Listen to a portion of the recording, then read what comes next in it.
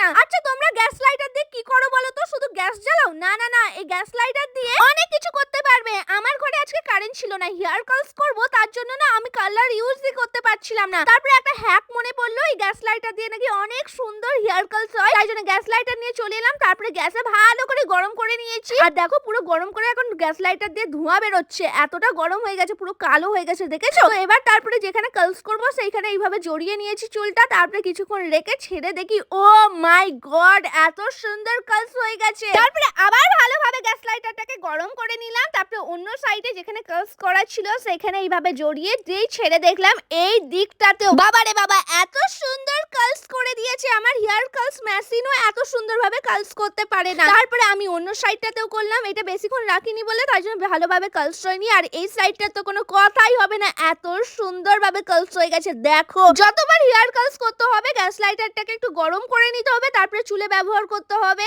আমি তো আমার সামনের দিকটাই গ্যাস লাইটারটা দিয়ে হেয়ার কার্লস করে নিয়েছি, আমার বিশ্বাসই হচ্ছে না এত সুন্দর কার্লস হচ্ছে। দেখো তোমরা, তোমাদের কাছেও যদি হেয়ার কার্লস মেশিন না থাকে তোমরা এই হ্যাকটা ট্রাই করতে পারো। আমার চুলটা কেমন লাগছে এখন কমেন্ট করে বলো তোমরা।